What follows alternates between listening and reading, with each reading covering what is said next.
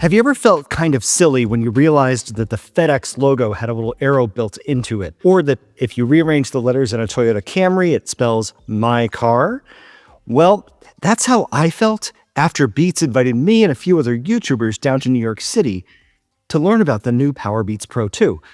I've had the wrong idea about Beats since the inception, and I think you might have too. But before we talk about the mind-blowing, obvious elephant in the room thing that Beats has been the whole time, but I never realized it was, let's open up the box. Beautiful box as usual. You know I like to follow instructions. I love the Apple boxes when they make it really obvious what you're supposed to do to open it. Let's see if this little thing works. Perforated. It works perfectly. Perforated. Woo. Interesting that they didn't put them in the box the other way. Oh, I was supposed to take the top off. I get it. I took it out of the box wrong. I was just about to say that it's interesting they didn't put it in the box the other way, but they did. All right, here we go. The first thing you'll realize is that these are a lot smaller than the older generation. They have 4 colors. I chose the electric orange because it's awesome. Let's just see what else is in the box. Powerbeats Pro, QR code, scan for a product guide, and then 4 different size ear tips. Companies always have a tough time designing earbuds for working out because it's really hard to design one that's comfortable and sounds good, but that also doesn't fall out of your ear right away. And so the fit is really a deal breaker if you don't get it right. But when it comes to designing the actual fit of the earbud, Beats has a huge advantage over everybody else because they get to draw on Apple's research and their own. But Apple does so much research for AirPods and making sure that those fit. Beats just says, okay, we'll learn from that too. I just don't think that any other company has the resources to do quite as much as Apple does to design an earbud that fits as many ears as possible. One of the most important things you could do for yourself after you pick up a pair of these earbuds, or really any earbuds, is to make sure you try all of the fits that are included with the earbuds, because you never know. You could be a large person but have small ear holes, kind of like I do. What's missing from the box? USB cable? No charger cable? Really? I mean, I know we all have a lot of cables, but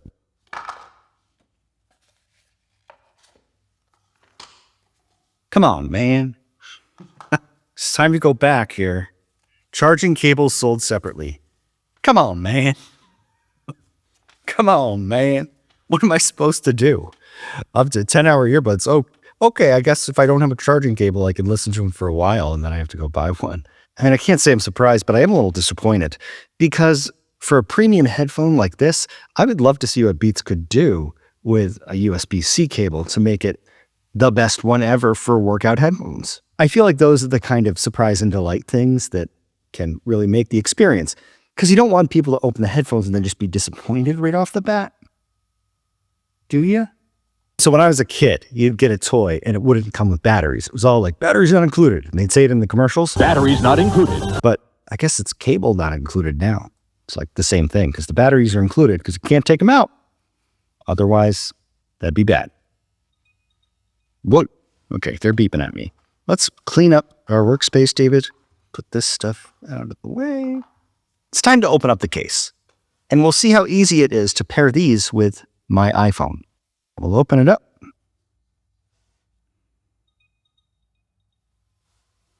Powerbeats Pro. And a little cool sound. Get my microphone close to it. I missed the bow. Let's see if we can get that sound. Nice. So when you're making a YouTube video, sometimes you just kind of cut it together afterward. That's this video. All right, I'll tap connect on my phone. Ooh. Noise control. Press and hold on either earbud to switch between noise cancellation and transparency.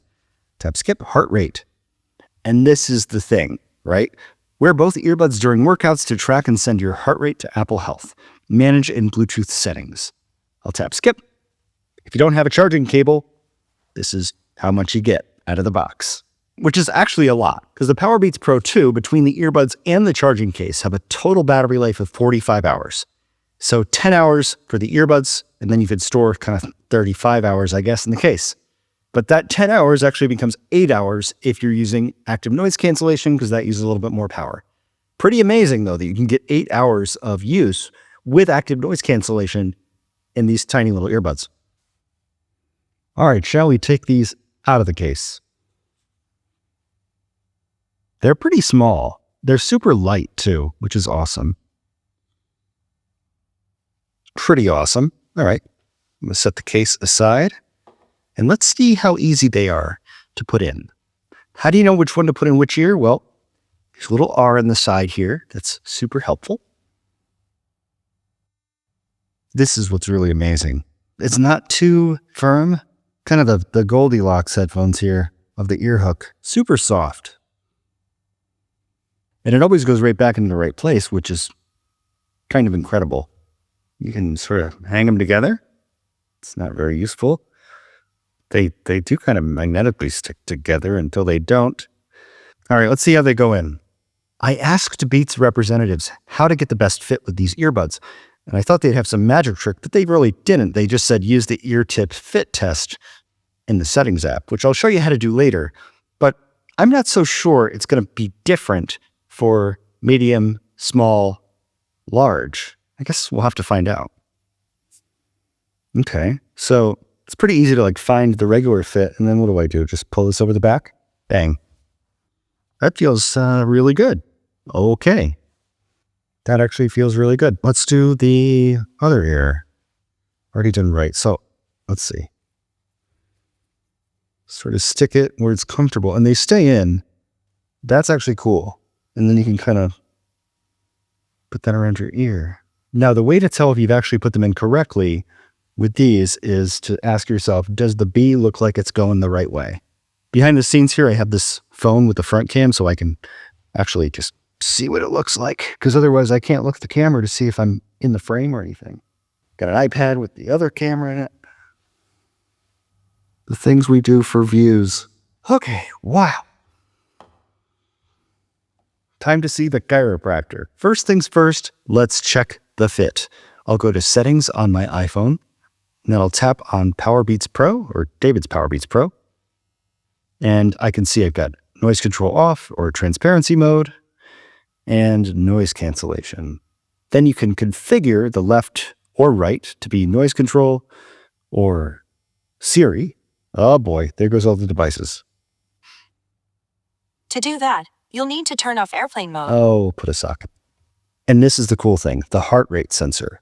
To view your heart rate during workouts, place earbuds in both ears and start an activity using a compatible fitness app.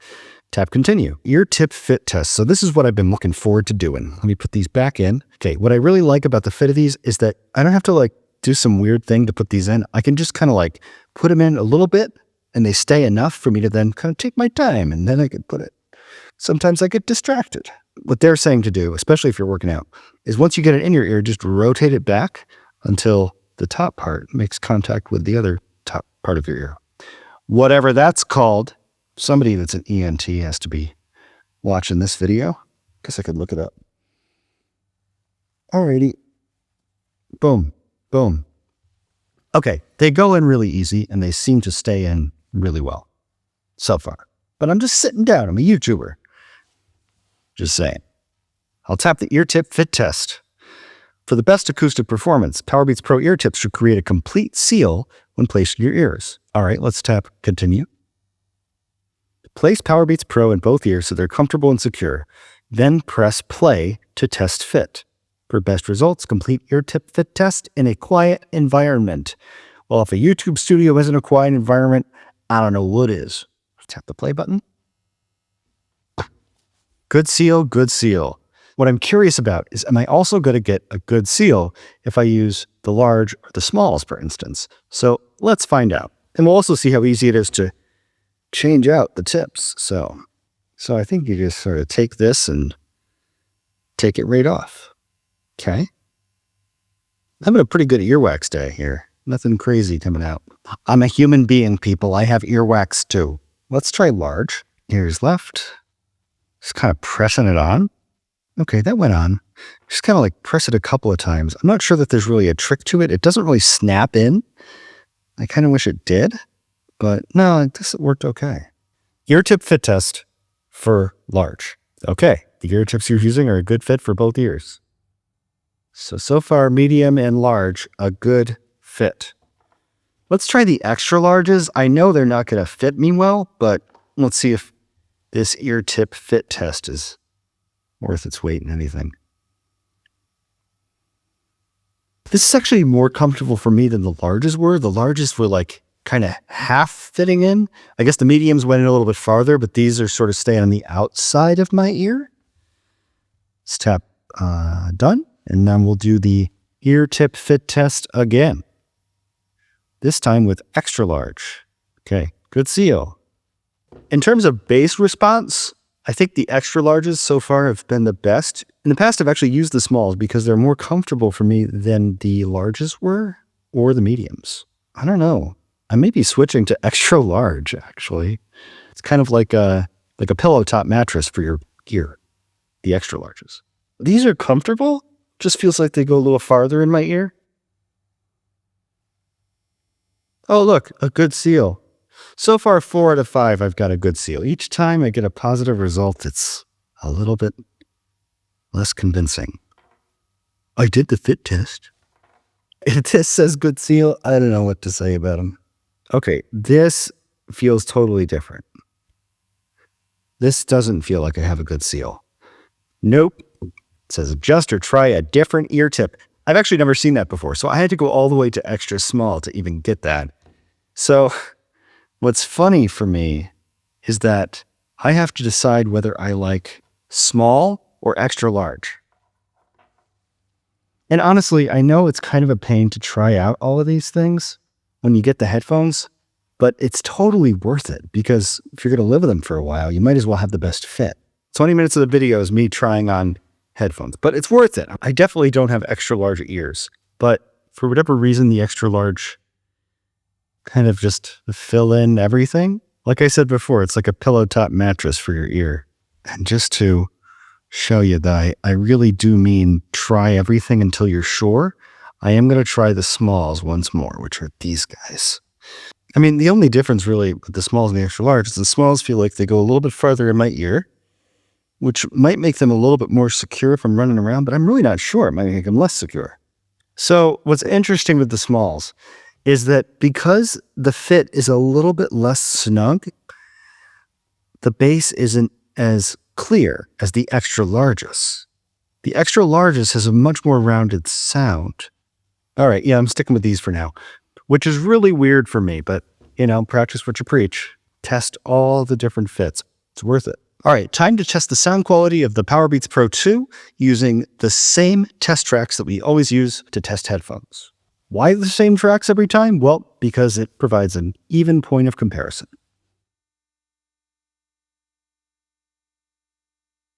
Okay, so why do I laugh? Because the bass is ridiculous. Like, it's very powerful. Now, if you're working out, I understand they did that on purpose, but it's like bouncy. So Beats reaches out to me, and my Beats rep, Aaron, is the coolest person in history. They invite me to New York City, and they say, listen, we want to introduce you to this amazing product that we're excited about. And they put me in a room with 2 high-level executives, one from Apple, one from Beats. And what I talked to them about is the same thing I'm about to talk to you about. This is the thing about my personality, is that I've never been afraid to be honest with people who are in charge. And what I told them is what I'm going to tell you. I think that there is an artificial intelligibility boost. It sounds to me like it's around 4K. Sort of this creates this harshness.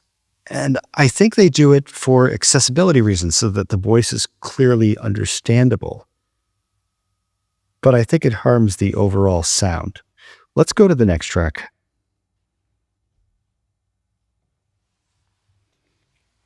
I can't. The reason I'm wincing is that the S's in Billie Jean, for instance, when Michael Jackson does that sound, that's the frequency that is artificially boosted, and it's just like cuts through your skull a little bit. All right, so like I said before, I've picked out 8 different tracks. Take these out. And it's the same. So during the meeting, after I brought up the fact that I think that there's a lack of a lower mid-range, which is typically associated with warmth or body of sound, kind of a fullness, not bass, which is the physical gonna hit you type thing. He also reminded me that hearing is subjective, which of course it is, but I have experience testing dozens of headphones. So although hearing is subjective, I can compare what I'm hearing through Apple earphones to what I'm hearing on Sony headphones and Bose and these other products. Not that there's such a thing as a perfect pair of earbuds, but in terms of sound quality, I still don't think these are going to stack up. These tracks that I've just tested with are not Atmos music. They're stereo audio tracks at CD quality, or as close as we can get to CD quality with Apple's Bluetooth codec, which is not lossless yet between iPhones and these headphones, but is lossless between the Apple Vision Pro and these headphones. So the technology's built in. Why haven't they turned it on yet? Well, look at the AirPods Max. That's what I think. It's obvious. The AirPods Max can't do it. They don't want to sell products that are more expensive, that can't do what the less expensive products can do. It's marketing. I hate it. I hate it. There's got to be some audio people in Apple that also hate it.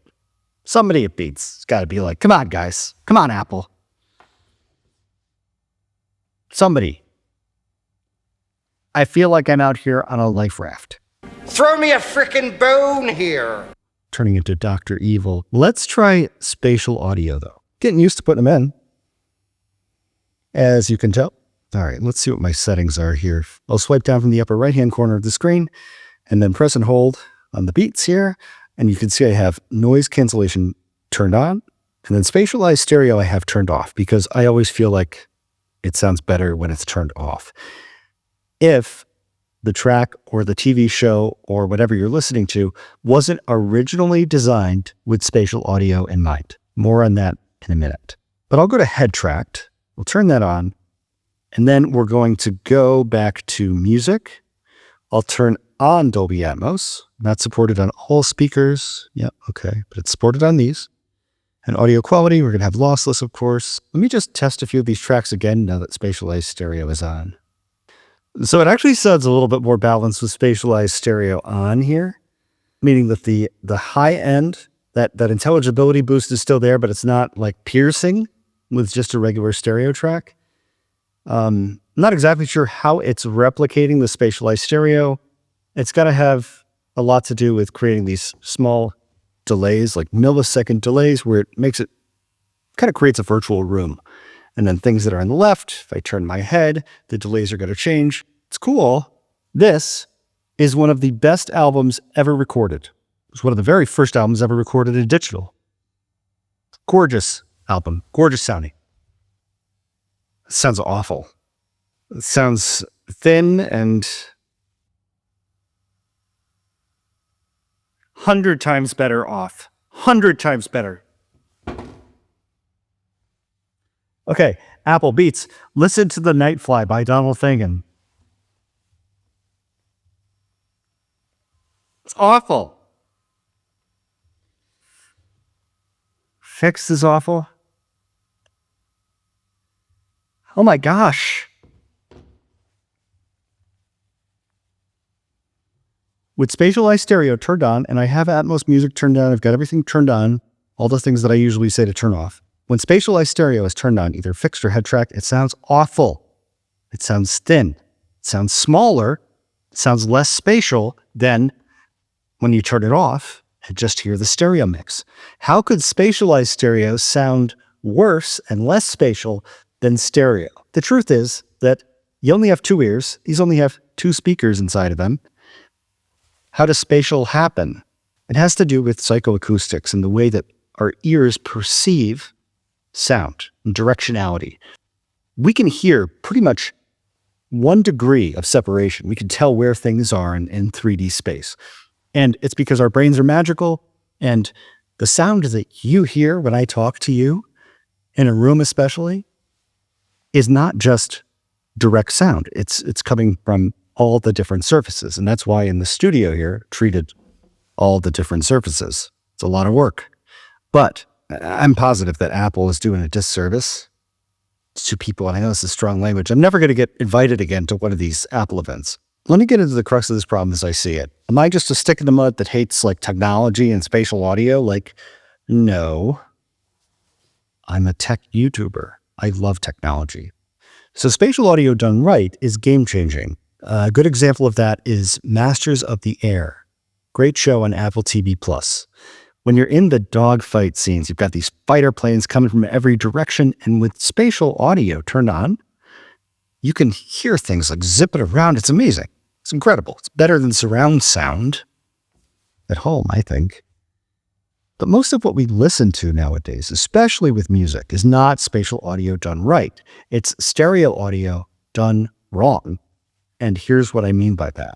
Let's say you're a record label, you've got thousands of albums in Apple Music.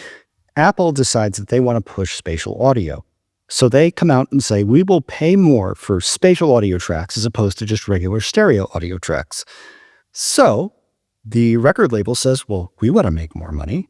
But how do we change all of our records to be spatial? An audio engineer comes in and says, hey, okay, simple. We can find the original masters of all the tracks and then hire a producer to come in and reimagine the album in spatial. So we'll just add everything into Pro Tools again and we'll remaster it. And then, let's see, we'll need to get some really good mixing engineers, and I think we can get it done for $25,000 a track. And the record label executives say, $25,000 a track? I don't think so. We have thousands of tracks. That would bankrupt us 10 times over. To which the audio engineer says, all right, well, we could do it another way. It's basically auto enhance for songs, but kind of a one-size-fits-all for spatial. And the record label says, wait a minute. So all we have to do is run it through some software to upconvert it to spatial. And then they're going to pay us more money. And the audio engineer says, yeah. So that's what they do. All right, here we go. Atmos. I Want to Dance with Somebody by Whitney Houston. I believe they redid it. All right, let's see here. Come up here, press and hold here. Spatial audio fixed, head tracked. And you can see here we're playing back Dolby Atmos. Okay. Listen to this song, Apple engineers. I think there's phasing issues with the Apple spatial audio algorithm. Because it sounds to me like, okay, in the stereo mix, you've got the voice, it's out front, and instruments behind, it's 3D, it's nice. But then you get into spatial audio and it's like, okay, she's kind of like right up in my face. But then she's also like behind me sometimes. And then you get to the chorus, that's the verse, and you get to the chorus and it's like, she's kind of like back here somewhere. It's phasing. There's phase problems. My buddy Chris Carey pointed it out to me. The problem with a one-size-fits-all approach to spatial, and you've got all these people that don't really know what they're doing. I mean, my stereo speakers that I mix on are $5,000 each. I mean, you can treat the room, you need a big room like this one. Maybe I'll create a spatial audio studio. So listen, I mean, I could do a better job than, I promise you, I could do a better job with these mixes than what's up there right now. And honestly, I would love to partner with Apple, at least to help identify some of these problems with phasing and at least, different songs where there are just these clear problems where the spatial mix totally falls down compared to the stereo mix. And I hate to make this video so much about spatial audio, but these headphones are all about spatial audio. They're also about doing your heart rate. I know, but I need a little break. I'm having an emotional moment right now about spatial audio and the fact that I'm never going to get invited to another Apple event.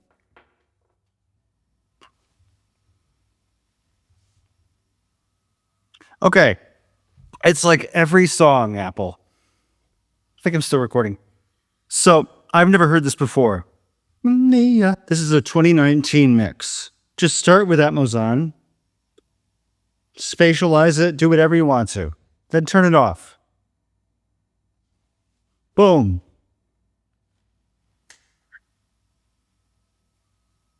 You guys are missing the point if you think spatial music is better. First, I guarantee you this mix was done in stereo. So why is this available in Atmos? Turn it back on. It sounds tiny.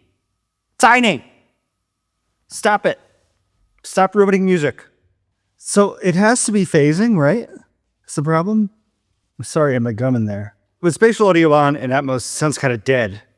Everything sounds farther away. It's like you took all the mids, the low mids out. That's awful. All right. I'm making a new challenge.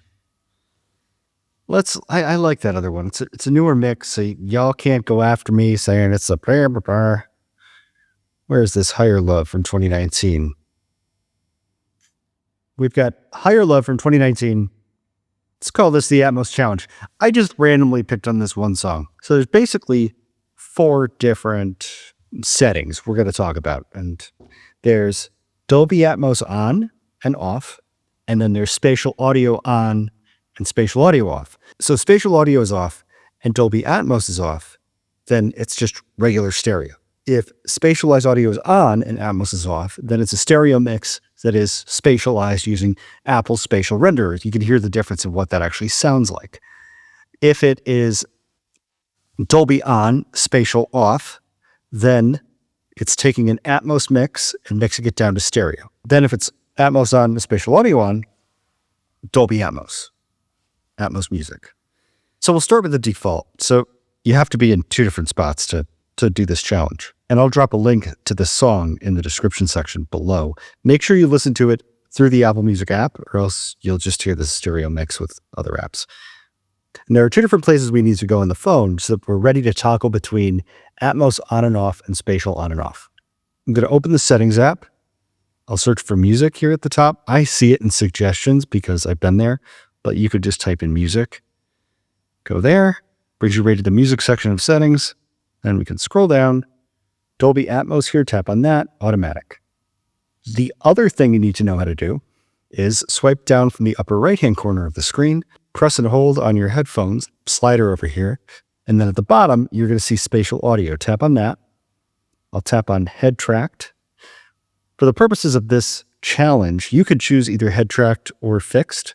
These are essentially the same, but the head tracked one just keeps everything, I guess, in the same location rather than it all following you around. All right, so I've chosen spatial audio head tracked. Dolby Atmos is on. And you could just keep this playing as you go. Next, I'm going to turn off spatial audio. So things sound a little bit louder. Notice how it gets farther away with spatial audio. It's not necessarily supposed to. Now I'm going to go to the music app. I'm going to turn off Atmos. But spatial audio is still going to be on. Now that I turned off Atmos, and turn this off, swipe down from the upper right-hand corner of the screen, press and hold on Powerbeats Pro, the little volume slider. Make sure the spatial audio is either on head tracked or fixed. So now we're listening to a stereo mix. You could tell that here with this icon. But with spatial audio, you can move your head. Now, turn off head tracks. Listen to the sound of the S's. Where is she in the mix? Sort of in front of all this background stuff. Background singers pan to the sides. Piano's over here. This is why I'm talking about it. I just got goosebumps from a stereo mix that's spatial. Because it's balanced, it has impact. Drop comments below. I know people at Apple are probably going to watch this and say, okay, yeah, this is just another YouTuber who has an opinion. But honestly, I spend a lot of time in studios. I went to school for music. I've been doing this a long time. Just the other day, I was in the studio with somebody who was in Miles Davis's band working on a project. Even Apple Fitness Plus, which is mixed obviously in stereo, because I can tell, I'll just press and hold here, it says it's stereo. It's not Atmos. So the integration really isn't 100% there yet, but it does show up in the Health app. My heart rate was 85 to 101 beats per minute during my recent yoga workout. I'm still trying to find good spatial audio music mixes that were really designed that way from the ground up. If you know of any, drop it in the comments section below. I want to hear these mixes. But here's where I'm at. By creating a financial incentive for record labels to upload their catalogs to Apple Music in spatial audio format, and this sort of one-size-fits-all pipeline to do it, music that we're listening to is taking a step backward. I think Apple needs to make a distinction between audio created for spatial and upmixed stereo content, and then give us a switch in the music app that's kind of like the match frame rate switch on Apple TV, where it has the ability to play back shows either in the director's original frame rate, or in this case it would be stereo, or just play everything back in the higher frame rate, but maybe you're losing something along the way. To be fair, I don't think that it's the same difference. Like a frame rate going from 24 to 30 is not, to me, ruining the experience. Maybe to some people it is. But spatial is really ruining tracks for me, left and right.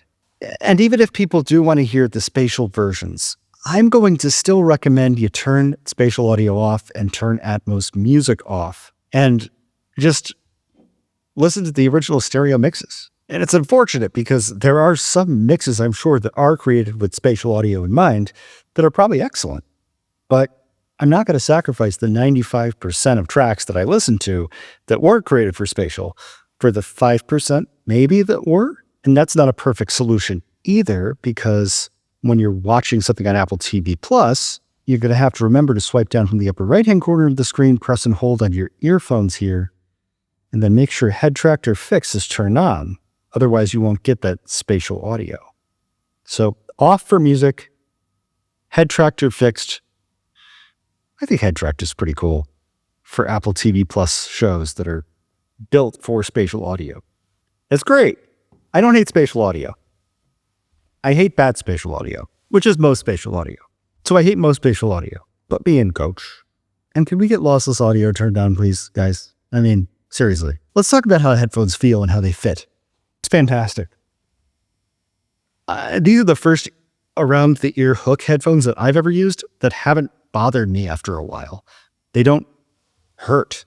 The old Powerbeats Pro hurt my ears a little bit. They were like clampy and stiff. I mean, these are amazingly engineered. I can't imagine how they do much better. They're super comfortable. They stay in. They're not going to fall out, ever. Beats engineers should be very proud of what they've built, because these headphones really are pretty great. They're going to stay in your ears. They're super comfortable. I mean, these are great workout headphones.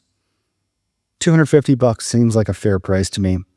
I would definitely recommend them for anybody that's looking for a good workout headphone, because they are not going to fall out of your ears.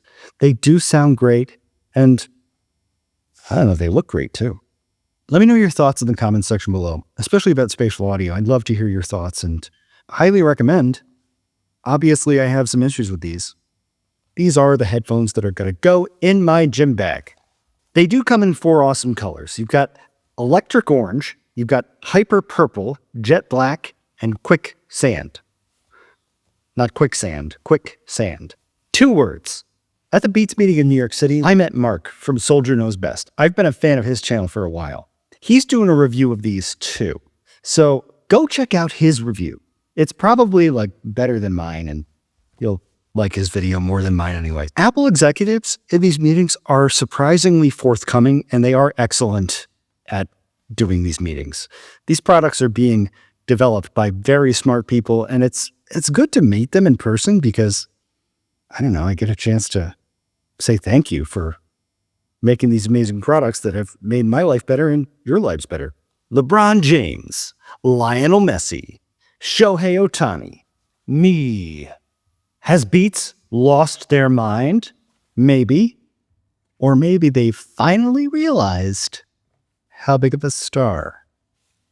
Now, they probably just lost their minds. So what is that super secret thing I talked about at the beginning of the video? Well, it's the other thing you have that Beats and it's your heart.